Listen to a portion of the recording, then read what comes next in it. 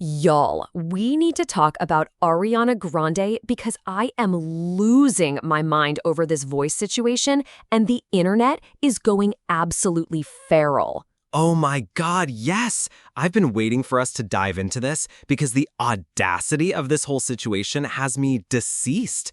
Like, we've got viral TikToks, podcast receipts, and Ariana out here defending herself left and right. Right? So, for anyone who's been living under a rock, Ariana Grande has been getting dragged across social media because people are saying she's literally changing her entire voice and personality depending on the interview. And it's not just like a little change, we're talking full-on different people. Like, 1 second she's speaking in this high, breathy Glinda voice, and then bam, deep, raspy, regular voice comes out, and everyone's like, who is that? Okay, so the tea really started spilling when she went on Penn Badgley's podcast, right?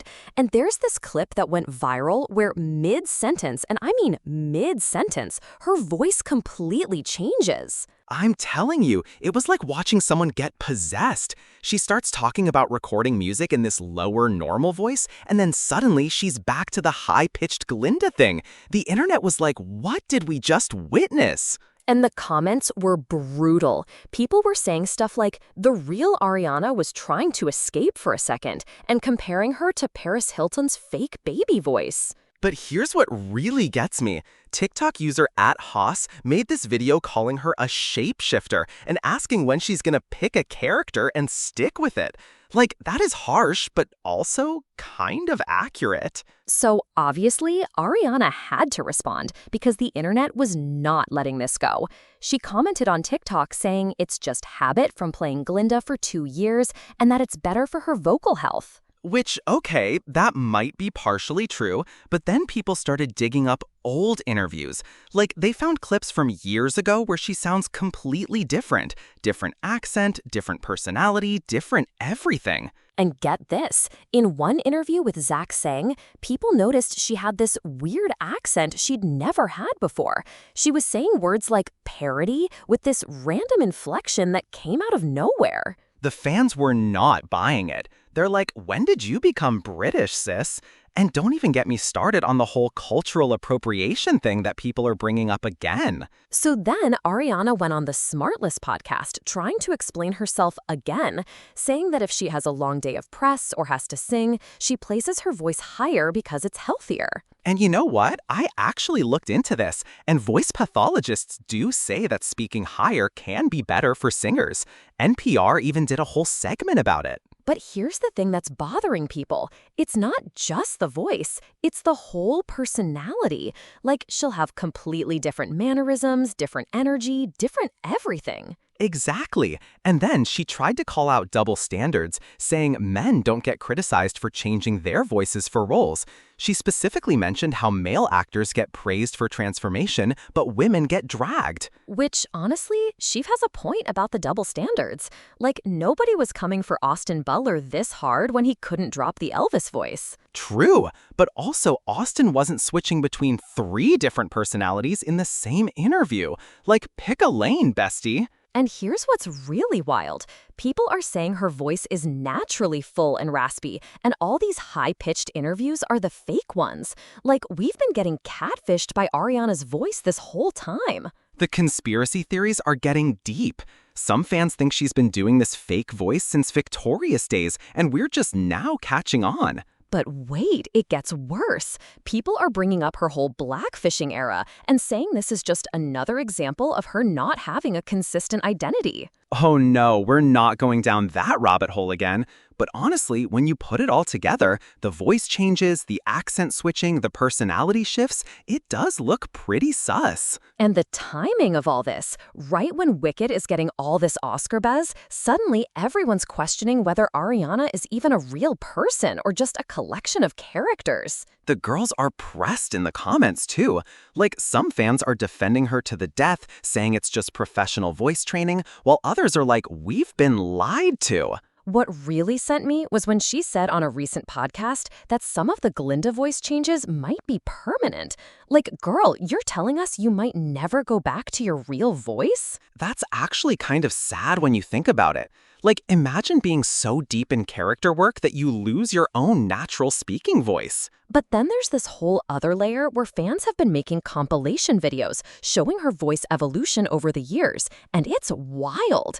Like 2010 Ariana sounds like a completely different person than 2025. And it's not just the pitch, it's the whole way she speaks. The rhythm, the inflection, even the vocabulary she uses. Some people are saying she adopts speech patterns from whoever she's dating or working with. Oh my God, yes! Remember when she was with Pete Davidson and suddenly started using New York slang?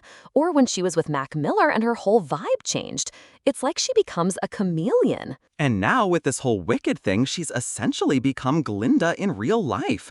Like, I get method acting, but this seems excessive. The worst part is that when people call her out on it, she gets defensive and acts like everyone's just being mean to her for no reason. Like, sis, we have receipts. Right. And then she'll do that thing where she makes it about being a woman in the industry, which, okay, valid point about double standards, but also don't deflect from the actual issue. What's really concerning to me is that voice experts are saying that constantly changing your vocal placement can actually damage your voice long term. Like, she might be hurting herself trying to maintain all these different personas. That's terrifying. And for what? Like, her fans fell in love with her original voice and personality. Nobody asked her to become this shape-shifting entity. But here's the tea. Some industry insiders are saying this might all be calculated. Like, maybe she's intentionally creating controversy to stay relevant during award season. Oh, that's messy. So you're saying this whole voice drama could be a publicity stunt? That would be next-level manipulation. I mean, think about it. We're all talking about her right now.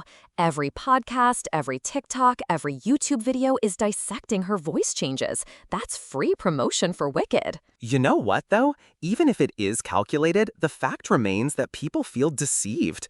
Like, fans invest emotionally in celebrities thinking they know the real person. Exactly. And when you find out that everything you thought you knew was potentially fake, it feels like betrayal. No wonder people are so pressed about this. The comment sections on her recent posts are wild, too. It's like a war zone between defenders and critics. People are analyzing every syllable she speaks. And the memes, oh my God, the memes are killing me. People are making compilation videos with dramatic music, showing all her different voices. It's giving split personality documentary. But seriously, though, what does this say about celebrity culture in general? Like, are we expecting too much authenticity from people who are literally professional performers? That's a good point. Maybe we're being unrealistic, expecting celebrities to be the same person all the time. But also, there's a difference between growth and complete personality reconstruction. True. And Ariana's not the only one. Remember when everyone was dragging Bella Hadid for changing her whole face and personality? Or when people called out Kylie Jenner for the same thing? It's like once you reach a certain level of fame, you lose permission to evolve as a person. Everything gets scrutinized and analyzed to death. But then again, when you're making millions off your public persona, don't you owe your fans some level of consistency? Like, they're supporting what they think is the real you. That's the million-dollar question. Where's the line between artistic evolution and false advertising? Because at this point, I don't even know which Ariana is the real one. Maybe that's the point, though. Maybe she's so deep in performance mode that she doesn't know either. Like, when you're constantly playing characters, do you lose track of who you actually are? That's honestly really sad if it's true. Imagine being so disconnected from yourself that you need vocal coaches to remember how to speak naturally. And the fact that she said some of the Glinda changes might be permanent is really telling. Like, she's essentially admitting that she might never go back to her original voice. Which brings us back to the original question. Who is the real Ariana Grande? Is it the victorious girl, the pop star, the dangerous woman era, or Glinda? Because they all seem like different people. And honestly, I think that's why this controversy has blown up so much. It's not really about the voice, it's about authenticity and whether we can trust anything celebrities show us. For real. And with social media making everything feel so personal and intimate, when we find out it's all been performance, it hits different. But what do y'all think? Is Ariana being genuine about the voice changes, or is she pulling the wool over our eyes?